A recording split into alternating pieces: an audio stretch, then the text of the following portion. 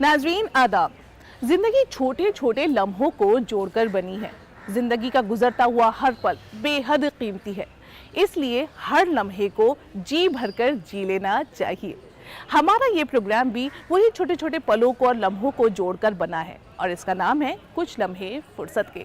नाजरीन, अपने इस प्रोग्राम के जरिए हर हफ्ते हम आपकी मुलाकात करवाते हैं कुछ ऐसे लोगों से, एक्सपर्ट से, जो हमें अलग अलग तरह की जानकारी फराहम करते हैं, जिसे अपनी ज़िंदगी में अपनाकर हम अपनी ज़िंदगी को और ज़्यादा बेहतर तरीके से आगे बढ़ा सकते हैं। आज भी हम आपके लिए कुछ ऐसी ही मालूमात लेकर हाजिर हुए हैं, तो चलिए आगाज़ करते हैं आज के अपने इस प्रोग्राम का। नाज़रीन, इस खुदा ने जब दुनिया को खल्क किया तो अपनी तमाम मखलूक़ात को इतनी बारीकी और ख़ूबसूरती के साथ तराशा कि उसकी खुदाई साफ तौर पर नुमाया नज़र आई। खुदा का शुक्र है कि उस खुदा ने हमें इन तमाम मखलूक़ात के मुकाबले फ़ौक़ियत बख्शी, तभी तख्लीक़ी लिहाज से शायद हम ज़्यादा काबिल हैं। नाज़रीन, तख्लीक़ी सलाहियतों के फ़ितरी रुझानात की अगर हम बात करें तो केव पेंटिंग्स में, कदीम ज़माने की कहानियों में और मुसव्विरी में हम इसे पाते हैं। आज हम आपको लेकर आए हैं एक ऐसी ही आर्टिस्ट के पास जो कैनवास पर जब ब्रश से रंग भरती हैं तो जैसे तस्वीरें बोलने लगती हैं। तो आइए करते हैं उनसे मुलाकात।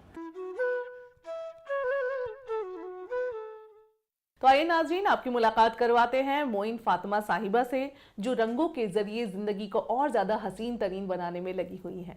तो आइए करते हैं अपने शो में उनका खैर मकदम। आपका बहुत बहुत खैर मकदम है हमारे प्रोग्राम में।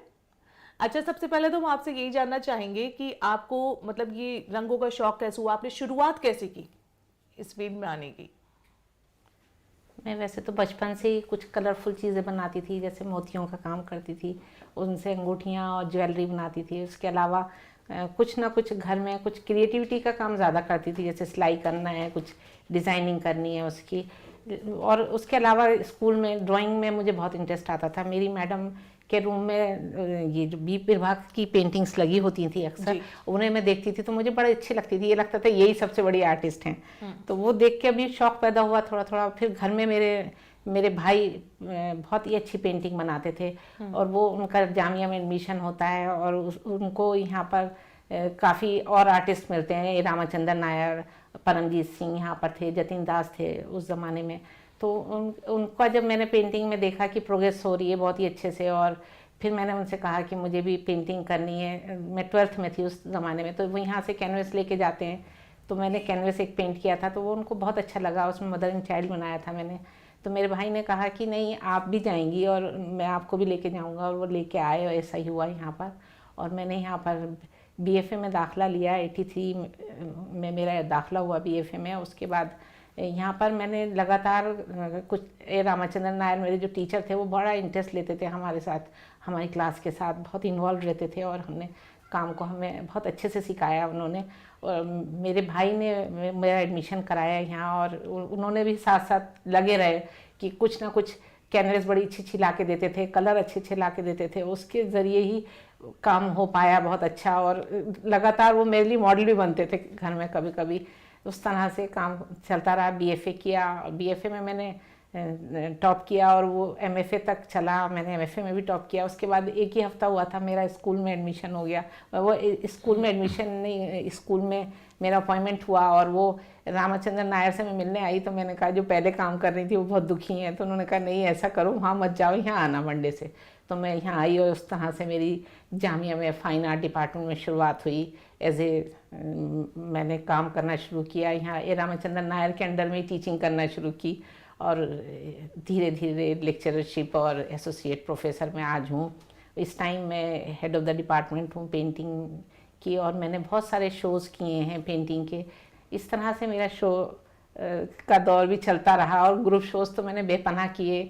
और उसके बाद मैंने परफॉर्मिंग आर्ट भी किया। परफॉर्मिंग आर्ट में क्या होता है कि हम अपने आप कुछ आर्ट करते हैं और उसको परफॉर्म करते हैं। तो हमारे यहाँ एक ग्रुप आया हुआ था जापान से, तो उन लोगों ने जब मेरी परफॉर्मिंग देखी तो मुझे इनवाइट किया जापान में। तो मैं टोक्यो में, ओसाका में, नागानो में भी मैंने परफॉर्मिंग की।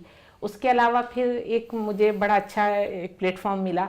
मैं देखती थी कि वैन गॉग ने एक वर्चुअल आर्ट पे काम किया है, तो मैं सोचती थी कैसे किया, लेकिन अचानक ही एक मेरे स्टूडेंट के ज़रिए एक फ़ोन आता है कि मैम हम आपको वर्चुअल आर्ट के लिए इनवाइट करवाना चाहते हैं। तो उन्होंने इनवाइट किया। इसके अलावा ऑयल पेंटिंग में पेंटिंग बनाती हूँ। पेंटिंग में मैं फिगरेटिव पेंटिंग ज़्यादा बनाई मैंने, और शुरू की जो पेंटिंग्स थी मैं सोचती थी क्या सब्जेक्ट लूँ, किस तरह से बनाऊँ, तो मैंने वुमेन नेटवर्क एक टॉपिक चुना और उस पर मैंने लगातार रिसर्च की और पेंटिंग बनाई। तो एक रिक्शा पोलर मैंने बनाई है पेंटिंग, और कारपेंटर वुमेन बनाई और जूस मेकर बनाई। इस तरह से पूरी सीरीज़ बनी जो बहुत ज़्यादा पेपर्स में आया, मेरे इंटरव्यूज़ भी आए, डीडी पे भी मेरा इंटरव्यू आया। और उस तरह से ऐसा लगा कि काम करते रहो तो कुछ ना कुछ होता चला जाएगा। तो काम करते चले गए और कुछ ना कुछ एग्जीबिशंस वगैरह होती चली गई और आज तक हो रही हैं। अभी भी हमारा एक शो, हमारी गैलरी है बहुत अच्छी है, MF हुसैन आर्ट गैलरी, तो वहाँ चल रहा है इस टाइम। ऐसे धीरे धीरे होता रहा और चलता रहा। अच्छा, हम ये देख रहे हैं कि आपने जो ये पेंटिंग्स बनाई हैं इसमें ग्रीन कलर का बहुत मतलब यूज़ किया है, तो इसकी कोई ख़ास वजह? इसकी ख़ास वजह है क्योंकि मैं दिल्ली में देखती हूँ कि बहुत ही ज़्यादा गर्मी होती है और बहुत ज़्यादा पॉल्यूशन भी, इस टाइम भी बहुत ज़्यादा पॉल्यूशन है। तो उस तरह के माहौल में हम जब पेंटिंग करते हैं तो उतना मज़ा, मतलब हम काम तो करते हैं लेकिन उतना मज़ा नहीं आता जितना हम उत्तराखंड में, मेरा घर काशीपुर में है, तो वहाँ पर जब हम काम करते हैं तो उसका मज़ा अलग होता है। और हमारी आँखों ने नैनीताल को देखा है, नैनीताल में हर तरफ हरियाली है, तो मुझे लगता है वो असरात मेरी पेंटिंग में यहाँ पर आने लगे हैं। और हर पेंटिंग में ग्रीन कलर का ज़्यादा इस्तेमाल है, तो वहीं का असर है ये, मुझे ऐसा लगता है। मुझे दिल्ली में तो, वैसे मेरा दिल्ली में भी जो घर है मुजीबाग में, तो वहाँ पर भी मुझे हरियाली नज़र आती है। तो ये सारी चीज़ें उन्हीं का इफ़ेक्ट होते हैं। कहीं ना कहीं बैकग्राउंड में जो चीज़ें चल रही होती हैं वही फोरग्राउंड में आती हैं, और जो चीज़ें हम देखते हैं वही बनाती हूँ मैं, उससे हट के नहीं बनाती। जैसे इस तरह का माहौल है। और या ये भी मैंने देखा, एक मैं यहाँ पे कालका जी गई तो वहाँ पे एक लकड़ी का घोड़ा था जिस पे एक औरत बैठी थी और झूला, बच्चे झूल रहे थे, चल रहा था वो, उसमें एक औरत भी बैठी थी। तो मैंने कहा ये सारी औरतें बैठ सकती हैं, तो इस तरह से ये पेंटिंग बनाई। इस तरह से डिफरेंट टाइप के टॉपिक हैं। जैसे सेलिब्रेशन को लेके भी पूरी सीरीज़ बनाई मैंने, जिसमें मेहंदी लगा रही हैं, चूड़ी पहन रही हैं, बच्चों को चूड़ियाँ पहना रही हैं, फूलों से मालाएँ बना रही हैं, उस तरह के टॉपिक भी हैं। तो एज जनरल टॉपिक लेती हूँ, उस पर पेंटिंग करती हूँ और मुझे बहुत मज़ा आता है उन सब चीज़ों में। अच्छा, आपने जो है अपना एक शौक के ज़रिए शुरू किया काम, पेंटिंग आपका शौक रहा हमेशा, और आज आप एक कामयाब हैं, मतलब एक मकाम आप पा चुकी हैं। अगर कोई इस फील्ड में आना चाहे, पेंटिंग का शौकीन है, ख़ासतौर से अगर ख़वातीन की भी बात करें, तो क्या करना होगा? ख़वातीन तो वैसे आर्ट हर ख़वातीन में होता है, और मुझे लगता है जब वो खाना बनाती हैं तब भी वो एक आर्ट का इस्तेमाल करती हैं। उसके अलावा जब वो खाना हमारी टेबल पे पहुंचता है तो उसमें भी जो सलाद लगती है या खाना लगाते हैं किस ढंग से लगाए, वो भी एक आर्ट है। मुझे लगता है हर औरत के अंदर एक आर्ट है, क्योंकि वो बच्चों को देखती है कि किस तरह से सजाना है, किस तरह से करना है, किस तरह से एक ड्राइंग रूम को अरेंज करना है घर में, वो आर्ट तो चल ही रही है। उसके अलावा अगर पेंटिंग करते हैं तो हॉबी क्लासेस भी चलती हैं पेंटिंग की, वो भी कर सकती हैं। उसके अलावा 1-1 साल के सर्टिफिकेट कोर्सेज हैं, वो भी घर में रहने वाली ख़वातीन भी कर सकती हैं। और हमारे फाइन आर्ट्स में भी हैं, 1 साल का है, और वो उसमें शाम को आना पड़ता है 5 बजे से 6-7 बजे तक के लिए, 2 घंटे के लिए, 3 घंटे के लिए। तो आके यहाँ पर भी ज्वाइन कर सकती हैं अगर 12th किया हुआ है और 10th, उस तरह का उसमें मांगते हैं। क्वालिफिकेशन भी ज़्यादा नहीं है, और अगर बहुत ही ज़्यादा इंटरेस्ट है तो 12th करने के बाद यहाँ पर एडमिशन ले सकते हैं। और काफ़ी ऐसी ख़वातीन हैं जो बच्चों के साथ बाद में आई हैं यहाँ पर, और यहाँ एज की कोई बाउंड्री नहीं है कि अगर वो थोड़ी प्रैक्टिस करें स्केचिंग की और वाटर कलर की तो वो कर सकती हैं। और धीरे धीरे यहाँ पर वो 4 साल का कोर्स भी कर सकती हैं। इस तरह से हर तरह से आर्ट तो उनके अंदर समाया हुआ है, कह सकते हैं। उनकी ज्वेलरी में भी है, और ड्रेस भी जब पहनती हैं तो उनकी ड्रेस में भी नज़र आता है कि किस तरह से कलर लेना चाहिए, किस तरह की शॉल होनी चाहिए, किस तरह की ड्रेस होनी चाहिए। तो मुझे लगता है आर्ट तो ख़वातीन के साथ जुड़ा हुआ है। अच्छा, ये बताइए, आपने जब अपने इस शौक़ की शुरुआत की थी और आप पेंटिंग आपने करना शुरू किया था, तब और अब में मतलब कितना फ़र्क है? अगर पेंटिंग कोई कर रहा है तो ब्रशेस भी काफ़ी मतलब चेंज हो गए हैं, रंगों में भी काफ़ी बदलाव आया है, तो आप क्या देखती हैं आज के उसमें कि क्या चेंजेस आए हैं, और ब्रश वगैरह का यूज़ कैसे किया जाए अगर हम कोई अच्छी पेंटिंग बनाना चाह रहे हैं, ख़ास तौर से बिगनर्स के लिए? आजकल हम ब्रशेस और कलर की बात करें तो पहले हमारे यहाँ सेबिल हेयर ब्रशेस बहुत आसानी से मिल जाते थे, और अब सिंथेटिक ब्रशेस आने लगे हैं, लेकिन पुराने लोगों के पास सेबिल हेयर हैं जो वाटर कलर में इस्तेमाल होते हैं। वाटर कलर में हमें शीट्स का भी ध्यान रखना पड़ता है। हर शीट पे वाटर कलर ज़्यादा अच्छा नहीं होता। हैंडमेड शीट आती है तो उस पर करते हैं हम लोग, या कैन शीट पे करते हैं, वर्ड्सपेंट पेपर पे करते हैं। इस तरह से पेपर भी चुनने पड़ते हैं कि इस तरह से करा जाए। अगर हम कैनवस की बात करें तो कैनवस भी हमें डिसाइड करनी पड़ती है कि कितने कोट वाली कैनवस है और किस तरह से हमें अरेंज करनी है। तो उसकी भी अलग अलग कंपनीज़ हैं, उससे हमें वो कैनवस मिलती है। और उसके ऊपर हम जब ऑयल कलर से का इस्तेमाल करते हैं तो हमें हॉग हेयर और सेबिल हेयर दोनों के ब्रशेज़ आते हैं और उनके नंबर भी अलग अलग होते हैं, वो इस्तेमाल करने होते हैं। अच्छा मोइन फातिमा साहिबा, ऐसा भी होता है कि बहुत सी ख़वातीन हैं, उन्हें पेंटिंग का शौक़ तो है लेकिन उसे कैसे आगे बढ़ाएं और एक कारोबार में तब्दील कर दें ताकि उससे कोई आमदनी भी हो सके। तो ऐसी ख़वातीन को आप क्या कहना चाहेंगी, कैसे शुरुआत करें कारोबारी एतबार से? कारोबारी एतबार से मुझे लगता है कि उनने पेंटिंग का अगर शौक़ है तो ये कोर्स नहीं भी किया है तो कैनवस तो उठानी पड़ेगी और काम तो करना पड़ेगा, क्योंकि उसकी प्रैक्टिस तो बहुत ज़रूरी है। और किसी से हेल्प भी ले सकते हैं जो फाइन आर्ट किए हुए, उनसे कुछ एक्सरसाइज करनी पड़ेंगी उन्हें, तब जाके वो एक पेंटिंग अपनी मुकम्मल बना सकते हैं और उसकी एग्जीबिशन भी कर सकते हैं, उसे कॉम्पिटिशन्स में भेज सकते हैं। लेकिन वो बच्चे वो खातून जो फाइन आर्ट का कोर्स कर रही हैं तो बेहतर तरीके से सीख भी लेते हैं यहाँ पे और करना भी शुरू कर देते हैं। BF और MFA करने के बाद पेंटिंग में बच्चे अपनी एग्जीबिशन लगाते हैं और वो सक्सेस भी हैं। और उसके अलावा वो टीचिंग में भी जाते हैं और अपना काम भी शुरू कर देते हैं जो फ्रीलांस कहलाता है, जैसे इलास्ट्रेशन का काम है। क्योंकि हमारे यहाँ प्रैक्टिस स्केचिंग की बहुत होती है, जिसके ज़रिए वो जो बनाना चाहते हैं या जो करना चाहते हैं। कुछ बच्चे ज्वेलरी डिज़ाइनिंग में भी गए हैं, कुछ बच्चे हमारे वॉल पेंटिंग भी बनाते हैं, कहीं पे भी ऑन द स्पॉट जाके बना देते हैं। तो इस तरह की एक्सरसाइज हो रही हैं और होती रहेंगी ऐसा लगता है। और जो खातून बिल्कुल नहीं जानती हैं उनको घर पे कुछ ट्यूशन करके या छोटे छोटे सर्टिफिकेट कोर्स हैं वो करके ही ये काम शुरू कर सकती हैं। ऐसे आसान नहीं है कि हम कर लें आसानी से, इस तरह से नहीं है। उसकी एक्सरसाइज बहुत ज़रूरी है कि उनको करें और पूरा इंटरेस्ट हो उनका, तब वो सीख पाएंगी इस काम को।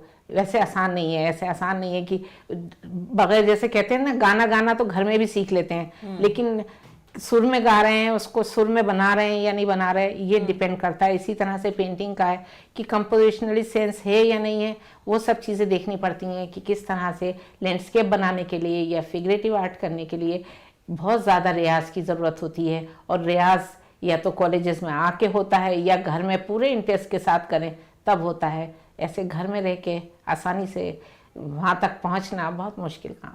अच्छा, कई बार ख़वातीन की ये सोच भी हो जाती है ख़ासतौर से शादी के बाद और जब वक्त निकलता चला जाता है कि बस अब तो उम्र हो गई है, अब हम क्या करेंगे। कई बार ऐसा भी होता है कि हम कोर्स भी कर लेते हैं कई तरह के, लेकिन उनको बस ठंडे डिब्बे में डाल देते हैं कि नहीं अब क्या करना है, बच्चों की उम्र है, इन्हें पढ़ाना है, इन्हें लिखाना है। तो उन ख़वातीन को आप क्या पैगाम देना चाहती हैं कि भाई, और ये भी होता है कई बार कि भाई ठीक है अगर शौक़ भी है तो चलो आज नहीं तो कल कर लेंगे, अभी घर के काम ज़्यादा ज़रूरी हैं, तो वो आज की बात को कल पे टालती रहती हैं। तो उनके लिए आप क्या पैगाम देना चाहती हैं कि भाई जो करना है वो आज ही करना है, कल पे ना टालें, अपने आप को आगे लाएं, अपनी सलाहियतों को बाहर लाएं, उनके लिए पैगाम बताएं। अगर आज ख़वातीन की बात करें, जैसा आप बोल रहे हैं वो सही बात है। मेरे पास फ़ोन आते रहते हैं उन स्टूडेंट्स के जो हमारे यहाँ से BFA और MFA करके गए हैं, लेकिन उनके छोटे बच्चे होते हैं तो काम नहीं कर पाते। लेकिन वो जब बड़े हो जाते हैं तो कहती हैं मैडम क्या करें, तो मैं उनसे कहती हूँ घर में एक टेबल ही बिछा लें, उस पर या छोटा सा ईज़ल लगा लें, छोटी छोटी कैनवस पे काम करें पहले शुरुआत में। और धीरे धीरे कुछ ख़वातीन ने करना शुरू कर दिया है, वो करके फिर आ जाती हैं, पार्टिसिपेट करने लगती हैं या एग्जीबिशंस में पेंटिंग अपनी दे देती हैं, ग्रुप शोज़ में। धीरे धीरे फिर वो सोलो शोज़ भी कर लेती हैं, उस तरह से हो जाता है। लेकिन कुछ ख़वातीन जो सिंपल MA किसी चीज़ में किया है उन्होंने और वो घर में होती हैं, तो कुछ हमारी स्टूडेंट ऐसी भी हैं जो बच्चों वाली हैं और उन्होंने अब आके BFA MFA कर रही हैं। अभी BFA का बच्ची ने कंप्लीट किया, उसके 2 बच्चे हैं, तो उस तरह से भी बाद में भी किया जा सकता है। ऐसा नहीं है कि जब आपने 12th किया है तभी आप BFA करें तभी MFA करें। अगर आपका पूरी तरह से इंटरेस्ट है तब आप आ सकते हैं और फिर कर सकते हैं। यहाँ पे फैसिलिटीज़ हैं, जामिया में भी हैं और जगह भी हैं, एज की बाउंडेशन नहीं है। अगर ये मैं मैसेज देना चाहूँगी सारी ख़वातीन को कि वो बाद में भी कर सकती हैं अगर इंटरेस्ट है उनका तब। और उसके अलावा जो ख़वातीन यहाँ से करके जा चुकी हैं और नहीं कर रही हैं अभी काम, वो भी अब चाहें तो कर सकती हैं और धीरे धीरे उस आर्ट को फिर दोबारा से अपने उजागर कर सकती हैं। उसके अलावा शोज़ कर सकती हैं और मैं चाहूँगी वो करें काम। जैसा हम भी तो घर में काम करते हैं, उसके बाद कॉलेज आते हैं, कॉलेज के बाद स्टूडियो में आके काम करते हैं। जब हम वक्त निकालना चाहते हैं तो निकल ही जाता है। और ये मेरा मैसेज है कि सब काम करें जितने स्टूडेंट हैं। अच्छा मैम, आपने हमें इतनी सारी बातें पेंटिंग के बारे में बताई हैं, तो हम चाहेंगे कि आपकी जो एक कारीगरी है और जादूगरी है उसका छोटा सा नमूना हम भी देख लें। बिल्कुल, मैं दिखाना चाहूँगी। कुछ स्केच करती हूँ, कुछ पेंटिंग करके आपको दिखाती हूँ।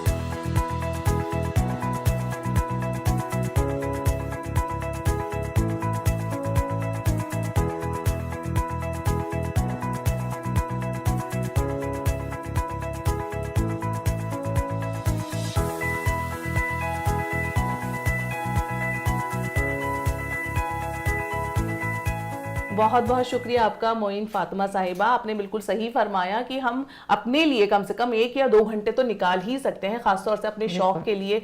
और ये सिर्फ शौक ही नहीं है, पेंटिंग एक ऐसी चीज़ है जिसे आप कारोबारी एतबार से भी अपना सकते हैं और घर बैठे भी आप अच्छा खासा पैसा कमा भी सकते हैं। आपका शुक्रिया हमारे नाजरीन को, खासतौर से ख़वातीन को इतनी अहम जानकारी फराहम करने के लिए। नाजरीन, पिछली दफ़ा हम पहुंचे थे बनारसी दास चालीवाला होटल मैनेजमेंट इंस्टीट्यूट और वहां हमने मुलाकात की थी अक्षिता से, जिन्होंने हमें बहुत ही मज़ेदार सैलेड बना के दिखाया था। आज फिर हम आप पहुंचे हैं अक्षिता के ही पास, तो आइए करते हैं एक बार फिर से उनका खैर मकदम। अक्षिता, आपका एक मरतबा फिर इस्तकबाल है हमारे प्रोग्राम में। Thank you so much. अच्छा, पहले तो आपने हमें बड़ा अच्छा सा सैलेड बना के दिखाया था और बहुत ही न्यूट्रिशन से भरपूर भी था। आज आप हमें क्या बना के दिखाने वाली हैं? पिछली बार की तरह आज मैं फिर से आपको एक न्यूट्रिशियस और हेल्दी सैलेड खिलाऊंगी जिसका नाम है चिकन सैलेड। अरे वाह, सुनने में भी बड़ा अच्छा लग रहा है, तो चलिए बनाते हैं। जी बिल्कुल। अब हम क्रंची चिकन सैलेड बनाना स्टार्ट कर रहे हैं, जिसके लिए मैंने इंग्रेडिएंट्स लिए हैं। सबसे पहले मैंने लिया है चिकन थाई, जिसको मैंने रोस्ट कर दिया है, ऑलिव ऑयल में रोस्ट किया है मैंने। उसके बाद है croutons, lettuce leaves, cherry tomatoes, feta cheese, cucumber, olives, green and black, capers and banana chips. अब मैं आपको बताती हूँ कि ये सैलेड बनेगा कैसे।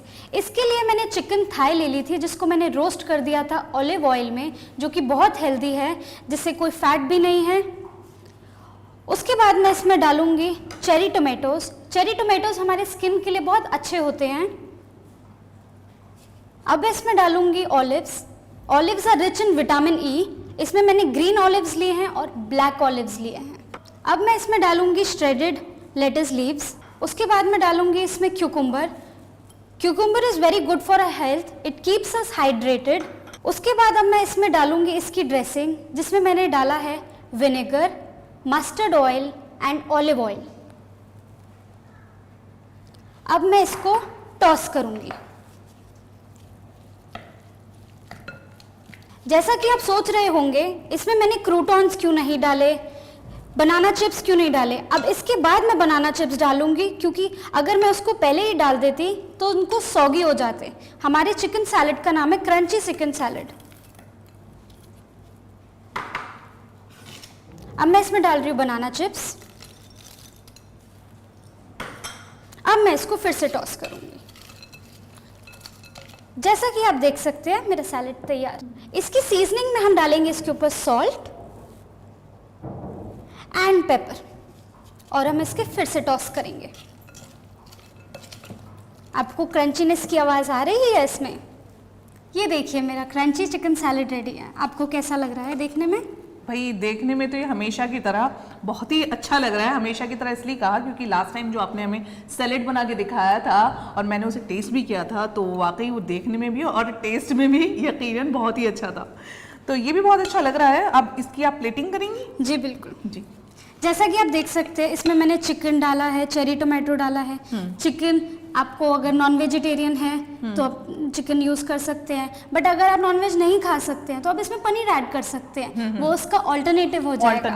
तो अगर आप चिकन नहीं खाते तो आप इसमें पनीर डाल के खा सकते हैं।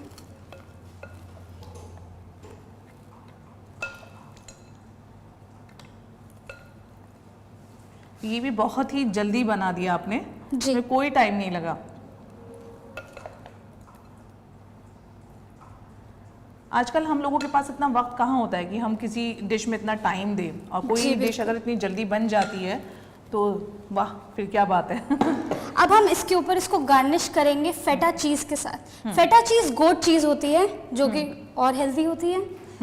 तो लगभग कि ये सैलेड बहुत ही हेल्दी है, जैसा कि आप देख सकते हैं। वाह।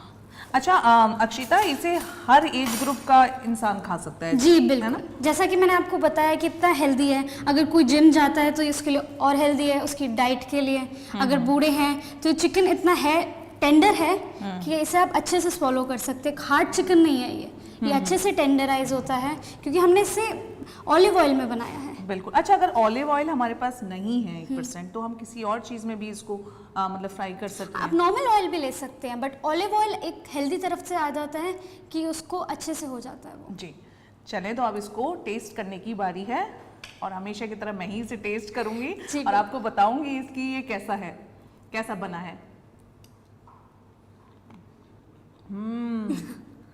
भाई मैं क्या बोलूं। वैसे भी मैं खाने की बहुत शौकीन हूँ, और इतना मज़ेदार आपने सैलेड बनाया है तो जाहिर सी बात है मेरा दिल चाह रहा है मैं इसे पूरा खा लूँ, लेकिन मैं इसे अभी नहीं खाऊंगी। बहुत बहुत शुक्रिया अक्षिता आपका। बहुत बहुत शुक्रिया और आपका जो आपने मुझे बुलाया। मुझे यकीन है जो हमारे नाजरीन हैं, ख़ासतौर से जो ख़वातीन हैं और ये प्रोग्राम देख रही हैं, इसे फटाफट बना लेंगी। जी ज़रूर, शुक्रिया आपका। Thank you.